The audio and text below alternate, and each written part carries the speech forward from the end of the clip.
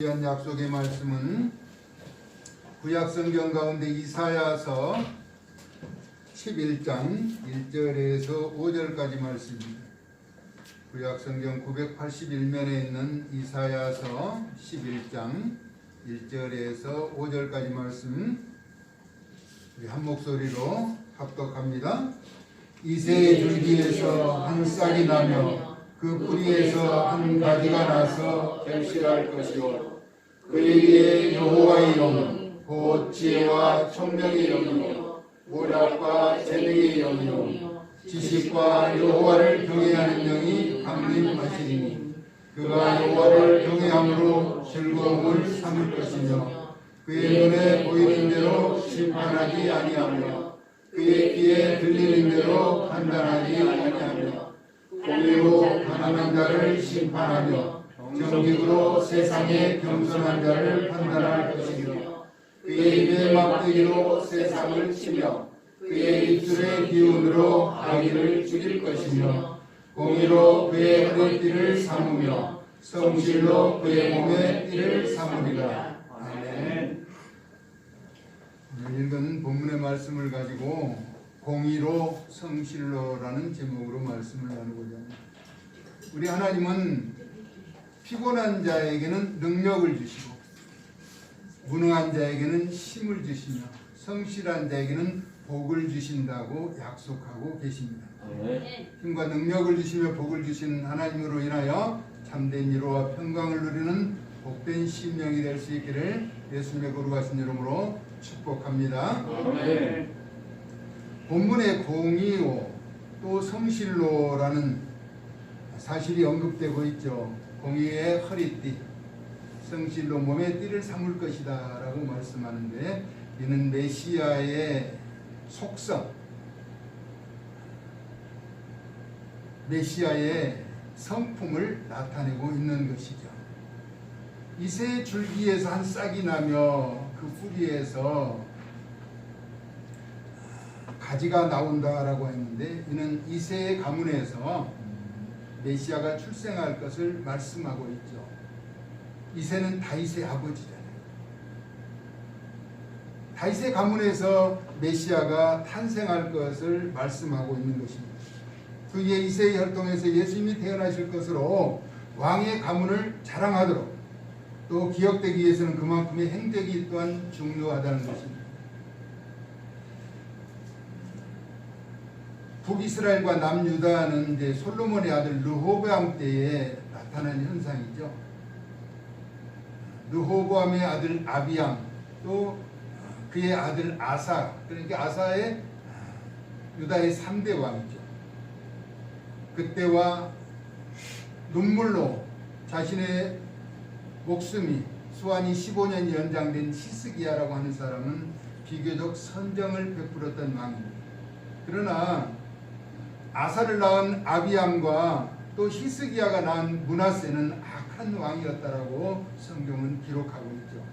다행한 것은 하나님의 마음에 합한 다윗의 가문에서 예수님이 출생한 것은 또 우리가 자랑스럽게 여길 만한 것이죠.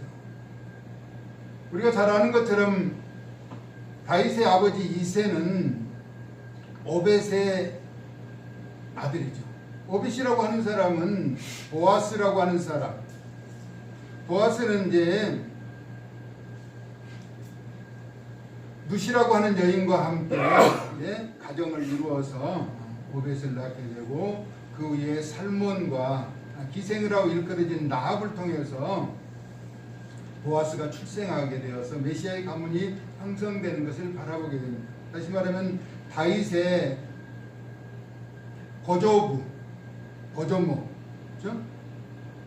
그게 라합이라고 하는 사람이 고조모가 되는 것이죠. 또 누시라고 하는 사람이 증조모가 되는 그런 현상을 나타내고 있는 것이죠. 이처럼 메시아는 왕의 혈통을 통해서 이 땅에 육신을 입고 오셨다라고 하는 것입니다. 그런데 그 위에 여호와의 영이 내리신다. 여호와의 영, 거룩한 성령을 말씀하고 있죠. 성경은 하나님의 깊은 곳까지라도 통달하신다고 성경은 우리에게 가르쳐주고 있죠. 그리고 예수님 때는 오셔서 예수님이 가르치신 말씀을 또 기억나게도 하신다라고 말씀하고 있는 성령이 그에게 임하셨다는 것입니다. 그리고 지혜와 총명의 영이 그에게 임하셨는데 사물의 본질과 가치를 판단하는 기준으로서 메시아의 지적인 완전성을 나타내고 있죠.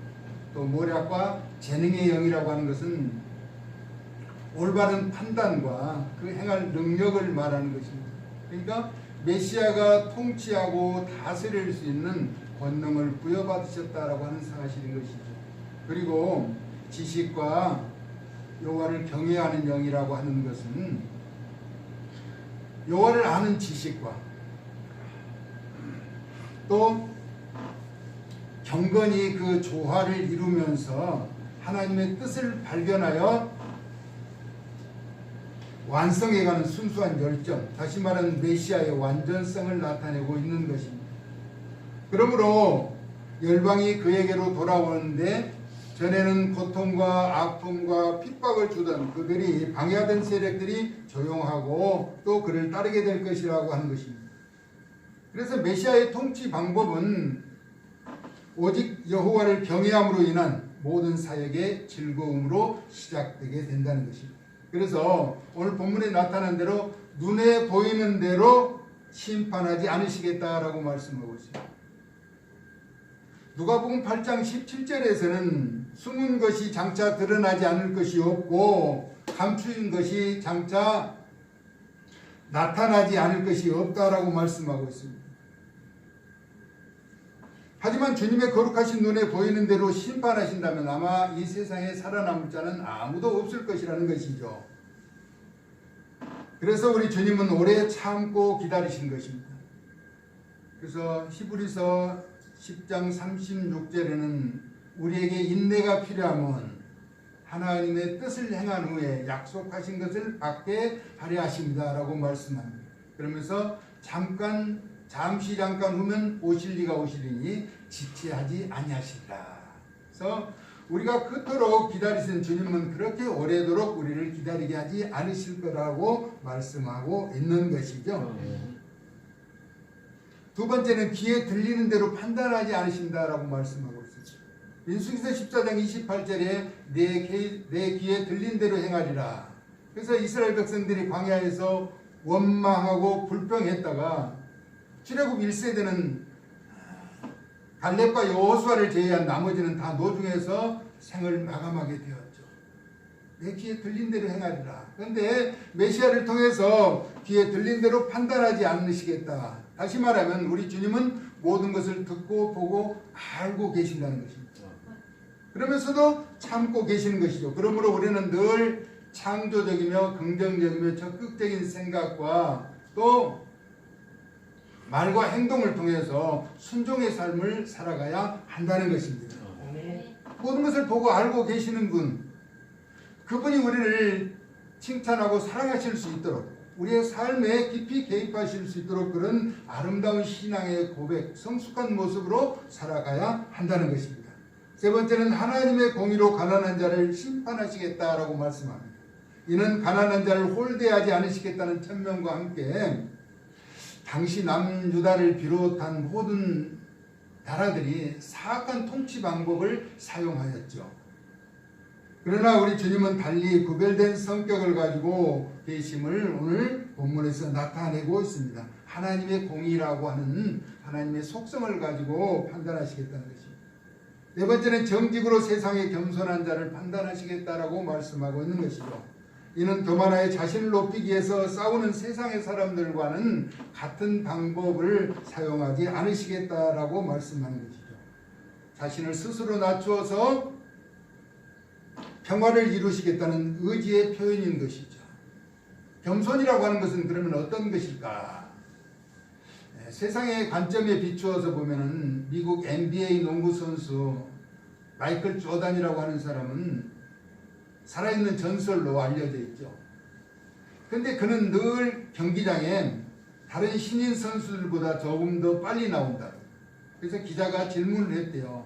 당신은 엄청나게 유명한 선수인데 신인들보다 이렇게 일찍 나오는 이유가 무엇입니까? 했더니 자기의 성공률이 시합에서 슈팅을 해서 성공하는 확률이 50%가 조금 넘는다라고 하는 것이죠.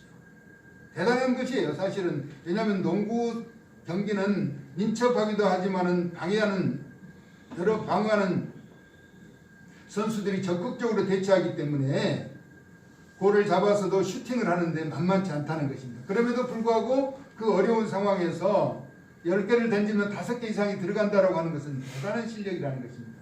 왜냐하면 세계에서 가장 기량이 높다는 NBA 선수들 가운데서 탁월하기 때문에. 그런데 그는 신인 선수들보다 먼저 나와서 운동을 한다라고 하는 것은, 연습을 한다라고 하는 것은 자신이 겸손해서 늘 더 나은 삶을 살기 위해서 몸부림치는 그런 모습을 나타내주고 있는 것이죠. 이는 성경적인 관점으로 보면 마태복음 5장 5절에 온유한 자에게 임하는 복과 영계하여 스스로 낮추는 자를 축복하실 것이라는 사실을 이야기하고 있는 것입니다.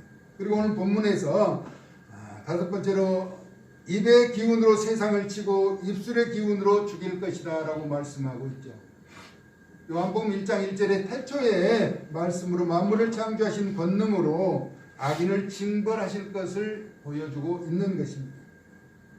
분명한 것은 공의와 성실로 무기를 삼아서 어떠한 경우에도 좌로나 우로나 흔들리지 않고 옳고 바른 통치를 하시겠다는 것이죠.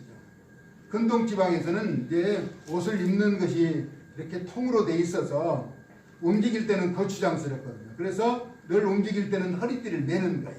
몸에 띠를 매고 움직이게 되는데 우리 어머니들 세대, 할머니들 세대는 명절이 되면은 한복을 입잖아요. 한복을 입는데 여러 가지 음식을 하려고 하면은 거추장스러우니까 제가 어려서 보니까 아버지가 오래 이제 매다가 이제 잘 낡아서 매지 않는 넥타이로 허리띠를 만들어서 치마를 묶고 열심히 다니면서 음식을 만드는 모습을 바라보았어요. 왜냐하면 치마가 그냥 입으면은 거추장스러워서 활동하기가 어려운데 근동지방에서도 지금 오늘 본문에 나온 허리띠라고 하는 것은 허리띠를 매서 지금 당장 움직일 수 있는 그런 자세를 취하는 것을 말하죠. 그것이 메시아가 오셔서 추구하고자 하는 새로운 세상이며 진리이고 복음이라는 것입니다. 다시 말하면 누구나 공감하고 이를 거부하거나 외면할 수 없는 사실로 말씀하시겠다라고 하는 것이죠. 예를 들어서 첫째, 발생하는 재난이나 기근이나 전쟁을 비롯한 모든 질병의 확산은 결국 원인 없는 결과는 없는 것입니다. 이미 우리가 알지 못하는 가운데 원인을 제공하였거나 그에 상응한 물리적인 대응을 예고한 결과라고 하는 것이죠. 지구온난화는 난개발과 환경오염을 비롯한 생태계가 파괴되면서 발생하는 예고된 인류의 재앙이기도 한 것이죠.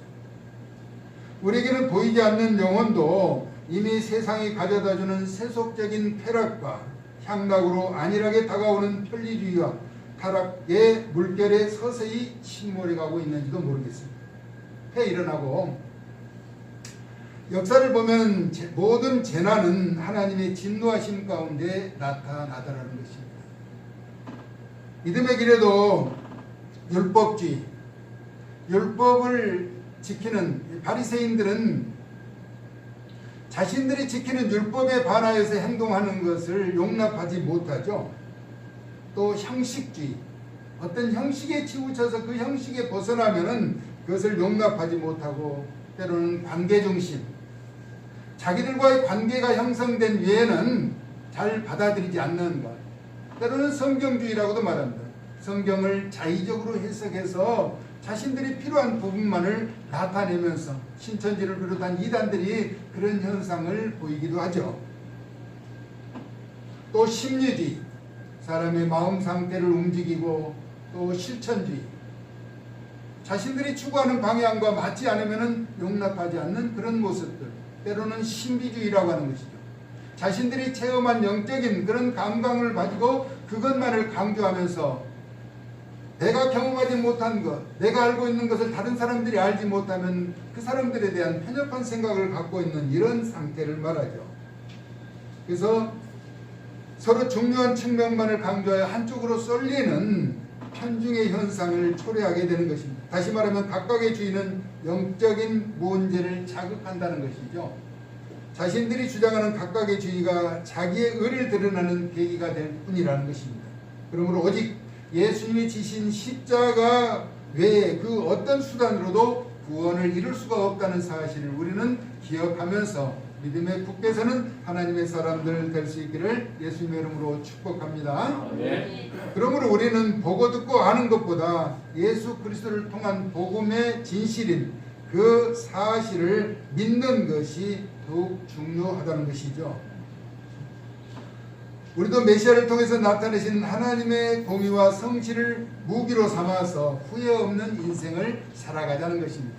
왜냐하면 우리의 인생은 단 한 번만 주어진 것이기 때문이죠. 그래서 소중하다는 것입니다. 그렇다고 세상의 풍조에 휩쓸려 허무한 인생을 낭비하지 말고 잘 관리하자는 것이죠. 예를 들어서 학창시절에 열심히 공부를 하지 못한 사람은 평생의 삶을 애타며 지내더라는 것입니다. 그러나 학창시절 남보다 열심히 배운 사람은 그 어려운 시절이 지나면 40년 때로는 80년을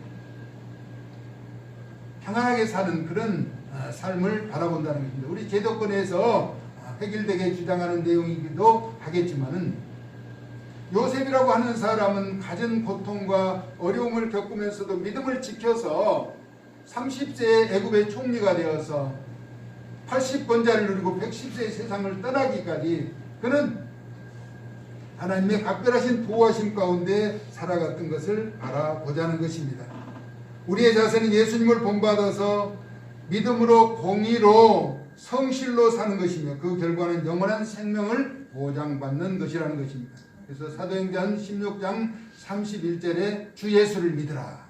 그리하면 너와 내 집이 구원을 받으리라 라고 말씀하고 있습니다. 예수 믿는 사람에 대해서 로마서 8장 38절에서 39절은 바울은 이렇게 말합니다. 내가 확신하노니라고.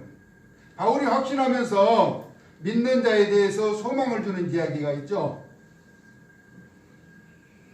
사망이나 생명이나 죽고 사는 문제, 그리고 천사들이나 권세자들이나 영적인 세계를 말하죠. 육적으로 주어진 권세나 천상에 부여받은 영적인 의미나 천사들이나 권세자들이나 현재 일이나 장래 일이나 지금 우리가 살아가고 있는 일이나 앞으로 다가올 모든 일이나 능력이나 높음이나 기쁨이나 다른 어떤 피조물이라도 우리를 우리 주 그리스도 예수 안에 있는 하나님의 사랑에서 끊을 수 없느니라 라고 말씀하고 있습니다.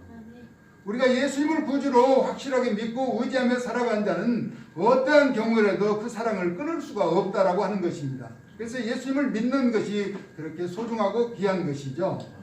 근데 마태복음 7장 21절에 주여 주여 하는 자마다 다 천국에 들어갈 것이 아니다라고 말씀하고 있는 또 대목에 주의할 필요가 있는 것이죠.